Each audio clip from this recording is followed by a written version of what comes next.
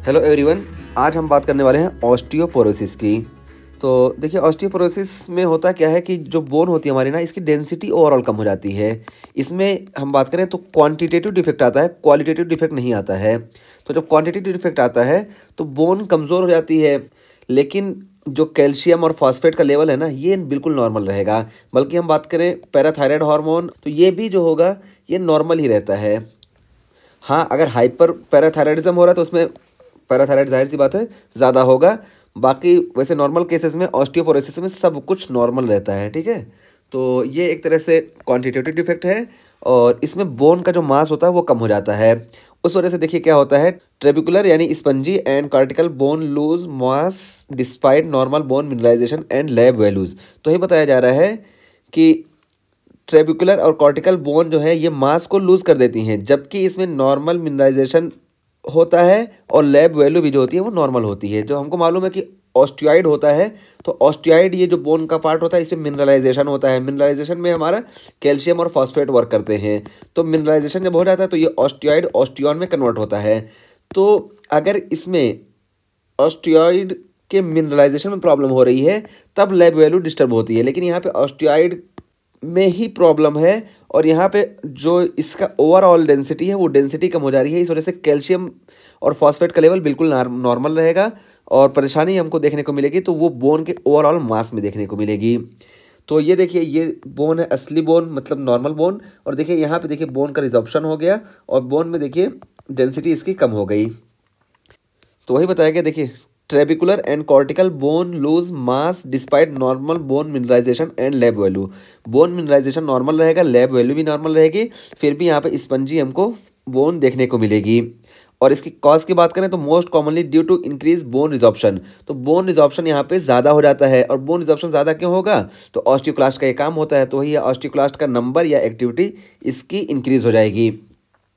और ऐसा होता क्यों है, तो related to decrease estrogen levels.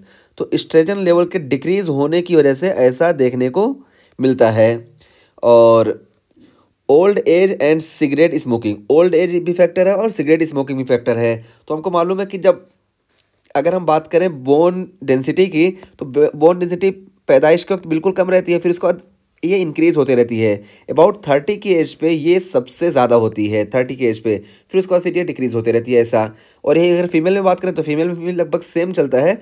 बस यहाँ पे देखिए ये एक बैग ऐसा गिरा देखने को मिलता है और ये गिरने का जो ये ग्राफ हमें देखने को मिल रहा है, ये क्यों देखने को मिलता है, यहाँ पे देखिए मेनोपॉज होता है और मेनोपॉज की वजह से एस्ट्रोजन का कंसंट्रेशन कम हो जाएगा। तो उस वजह से यहाँ पे देखिए बोन की जो डेंसिटी है अचानक बहुत ज़्यादा कम हो जाएगी।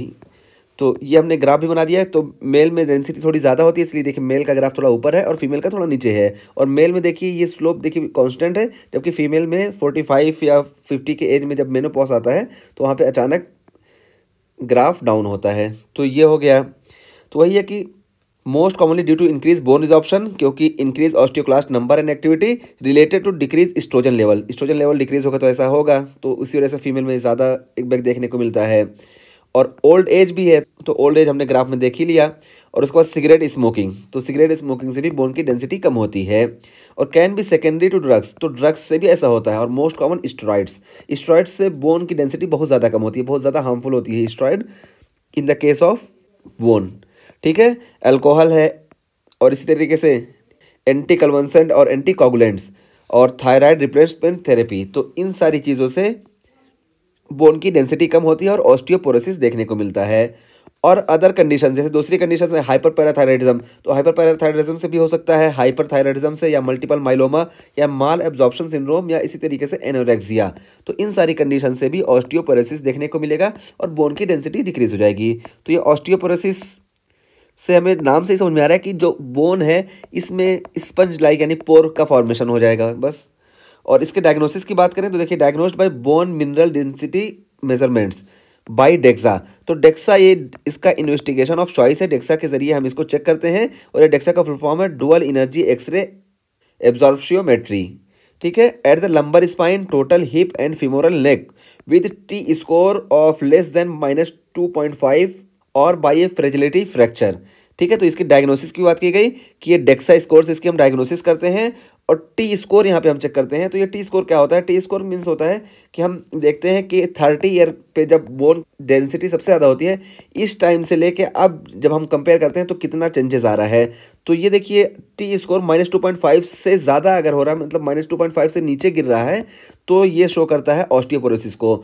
ये WHO ने क्लासीफाई किया है। WHO के अकॉर्डिंग जब हम इसको चेक करते हैं टी स्कोर को, तो ये अगर 0 से -1 के बीच में आ रहा है तो ये नॉर्मल माना जाता है, और -1 से लेके 2.5 तक आ रहा है माइनस में, तो इसको हम बोलते हैं ऑस्टियोपनिया। ठीक है, ऑस्टियोपनिया हुआ। और -2.5 से भी ज़्यादा अगर वो हो रहा है, यानी -3 हो रहा है या -4, तो इसको हम बोलते हैं ऑस्टियोपोरोसिस। तो ये टी स्कोर लेस देन -2.5।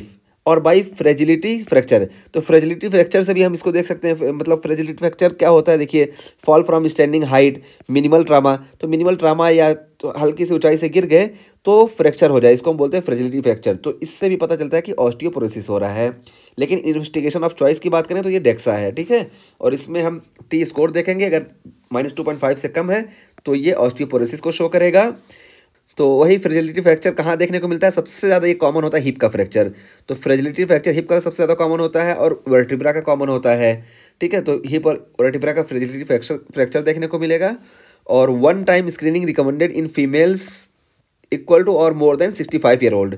तो 65 ईयर ओल्ड फीमेल में स्क्रीनिंग कंपलसरी करा दी जाती है। क्यों? क्योंकि ऑस्टियोपोरोसिस जो होती है ना, ये उस वक्त पता नहीं चलती है जब ऑस्टियोपोरोसिस शुरू होती है, तो उतना ज़्यादा नहीं पता चलता है, और अचानक जब इसका फीचर शुरू होता है तब तक ऑस्टियोपोरोसिस बहुत ज़्यादा हो जाती है, तो ओवर कंट्रोल हो जाती है, कंट्रोल से बाहर होती है। इसी वजह से ये जिस तरह एज बढ़ती है तो ऑस्टियोपोरोसिस यानी बोन की डेंसिटी कम होगी। तो 65 की एज पे फीमेल में रिकमेंड किया जाता है कि ऑस्टियोपोरोसिस चेक ही करा लिया जाए, यानी स्क्रीनिंग करा ली जाए। और यही मेल की बात की जाए तो 70 या मोर देन 70 की एज पे मेल में स्क्रीनिंग कराना कंपलसरी होता है। ठीक है, और प्रोफिलैक्सिस की बात करें तो प्रोफिलैक्सिस में देखिए, regular weight bearing exercise and adequate calcium and vitamin D intake throughout adulthood. तो ये बताया जा रहा है कि वेट बियरिंग एक्सरसाइज करना चाहिए, क्योंकि हमें मालूम है कि हमारे बोन पर जितना ज़्यादा लोड पड़ेगा बोन उतनी ज़्यादा हार्ड होगी, क्योंकि ऑस्टियोब्लास्ट और ऑस्टियोक्लास्ट दोनों रेगुलेटेड मैनर में काम करते हैं। और कैल्शियम प्रॉपर हम लेंगे, विटामिन डी लेंगे, तो उसकी वजह से हमारा जो बोन मिनरलाइजेशन है वो अच्छा रहेगा और बोन मजबूत रहेगी। तो उस वजह से कैल्शियम और विटामिन डी इंटेक हमें करना चाहिए, और थ्रू आउट एडल्टहुड, पूरे एडल्टहुड कैल्शियम और विटामिन डी का इंटेक करना ही चाहिए। तो ये प्रोफिलैक्सिस हो गई। और ट्रीटमेंट की बात करें तो देखिए, ट्रीटमेंट में बिसफॉस्फोनेट्स, तो ये बिसफॉस्फोनेट्स ये ड्रग ऑफ चॉइस है इसकी। ठीक है, ड्रग ऑफ चॉइस है। और टेरीपेराटाइड ये भी है, और ACRMs और denosumab monoclonal antibody against RANK L. तो ये सारी चीज़ें हैं। तो यहाँ इसमें देखिए, ये बिसफॉस्फोनेट ये क्या करती है? बिसफॉस्फोनेट ये ऑस्टियोक्लास्ट की एक्टिविटी को डिक्रीज कर देती है। तो अब जब ऑस्टियोक्लास्ट की एक्टिविटी डिक्रीज हो जाएगी तो बोन रिजॉर्प्शन नहीं होगा। इसी तरीके से ACRMs है, तो ये भी ऑस्टियोक्लास्ट की एक्टिविटी को डिक्रीज कर देती है। और डिनोसुमैब, तो डिनोसुमैब देखिए ये रैंक एल रिसेप्टर ब्लॉकर है। ठीक है, तो रैंक एल रिसेप्टर ब्लॉकर है, तो ये जब रैंक एल रिसेप्टर ब्लॉक हो जाएगा उसकी वजह से भी ऑस्टियोक्लास्ट की एक्टिविटी डिक्रीज हो जाएगी। तो कुल मिला के देखिए, ये डिनोसुमैब और ACRMs और बिसफॉस्फोनेट्स ये तीनों ऑस्टियोक्लास्ट की एक्टिविटी को डिक्रीज कर देंगे। और जबकि हम टेरीपेराटाइड की बात करें तो ये देखिए, ये पैराथायराइड का एनालॉग है। तो ये टेरीपेराटाइड ये पैराथायराइड का जब एनालॉग है तो ये ऑस्टियोब्लास्ट को स्टिमुलेट करेगा। अच्छा हाँ, जब ऑस्टियोब्लास्ट को स्टिमुलेट करता है तो देखिए, पैराथायराइड हार्मोन क्या करता है? ऑस्टियोब्लास्ट को स्टिमुलेट करता है, उसकी वजह से ऑस्टियोक्लास्ट भी एक्टिवेट होता है। लेकिन जब हम इसको प्रॉपर अमाउंट में देंगे, कम देंगे, बहुत ज़्यादा नहीं देंगे, कम देंगे, तो ये सिर्फ ऑस्टियोब्लास्ट को एक्टिवेट करेगा। और यहाँ पे जो इसका रिसेप्टर है रैंक एल रिसेप्टर, इस पे ये वर्क नहीं कर पाएगा, इस वजह से ऑस्टियोक्लास्ट को नहीं स्टिमुलेट कर पाएगा, सिर्फ ऑस्टियोब्लास्ट को ये एक्टिवेट करेगा। और ऑस्टियोब्लास्ट को जब एक्टिवेट करेगा तो ये बोन मिनरलाइजेशन में हेल्प करेगा। तो ये बिसफॉस्फोनेट ये बोन के रिजॉर्प्शन को रोक देते हैं, इस वजह से इनका इस्तेमाल किया जाता है। और टेरीपेराटाइड ये बोन मिनरलाइजेशन कराता है। ठीक है, अब ड्रग ऑफ चॉइस बिसफॉस्फोनेट है, और बिसफॉस्फोनेट हम 4 से 5 साल तक दे सकते हैं। ठीक है, बिसफॉस्फोनेट में भी कई कैटेगरीज आती हैं, इसमें से एक है जोलेनड्रेनेट। ठीक है, ये जोलेनड्रेनेट ये ईयरली हम देते हैं, और ये ईयरली काफ़ी होती है। लेकिन अगर ऑस्टियोपोरोसिस बहुत ज़्यादा हो गई ना, तो उस कंडीशन में क्या होगा? ये देखिए, इन सारे का अगर हम मैकेनिज्म देखें तो ये सिर्फ ऑस्टियोपोरोसिस को रोक देती हैं, यानी ऑस्टियोक्लास्ट की एक्टिविटी को कम करेंगी तो ऑस्टियोपोरोसिस रुकी। लेकिन ये टेरीपेराटाइड ये ऑस्टियोब्लास्ट की एक्टिविटी को इंक्रीज करती हैं। यानी बोन में जो ऑस्टियोपोरोसिस हो गई है, अब उसको इंक्रीज करने के लिए, यानी बोन के मास को इंक्रीज करने के लिए टेरीपेराटाइड भी हम शुरू में ही दे सकते हैं। लेकिन वैसे ड्रग ऑफ चॉइस की बात करें तो बिस्फॉस्फोनेट ड्रग ऑफ चॉइस है। और उसके बाद फिर हम बात करें इसका कॉम्प्लिकेशन, तो देखिए can lead to vertebral compression fractures. तो वर्टिब्रल कंप्रेशन फ्रैक्चर हमको देखने को मिल सकता है। इसकी वजह से क्या होगा, एक्यूट बैक पेन। तो बैक पेन एक्यूट हमको देखने को मिलेगा, लॉस ऑफ हाइट देखने को मिलेगी और काइफोसिस होगी। तो काइफोसिस क्यों होगी, तो जैसे देखिए ये वर्टिब्रा है, तो वर्टिब्रा में जो ये एंटीरियर पार्ट है ना, ये ऑस्टियोपोरोसिस की वजह से ये खत्म हो जाएगा। जब ये खत्म हो जाएगा, आगे का पार्ट तो कम होगा, तो इस वजह से झुक जाएंगी। ठीक है, तो ये काइफोसिस की इस वजह से काइफोसिस होगी। और also can present with fracture of femoral neck. तो फीमोरल नेक का फ्रैक्चर इसमें देखने को मिलेगा, डिस्टल रेडियस का फ्रैक्चर देखने को मिलेगा, और इसी को हम बोलते हैं कॉलिस फ्रैक्चर। ठीक है, तो कॉलिस फ्रैक्चर ये बहुत कॉमन क्वेश्चन है। तो कॉलिस फ्रैक्चर ये हमको देखने को मिलता है ऑस्टियोपोरोसिस के केस में। तो ये देखिए ये हमारी नॉर्मल वर्टिब्रा है, और ये देखिए यहाँ पे ऑस्टियोपोरोसिस हो गई। और ऑस्टियोपोरोसिस की वजह से देखिए यहाँ पे ये देखिए इसकी साइज देखिए और इसकी साइज देखिए, देखिए ऑस्टियोपोरोसिस की वजह से चेंजेस आए। ठीक है, रिस्ट्रिक्टेड इंटरवर्टिब्रल फोरामेन भी हमको यहाँ पे देखने को मिला। यहाँ पे देखिए ये देखिए इंटरवर्टिब्रल फोरामेन, और ये देखिए इसी वजह से काइफोसिस भी होगी।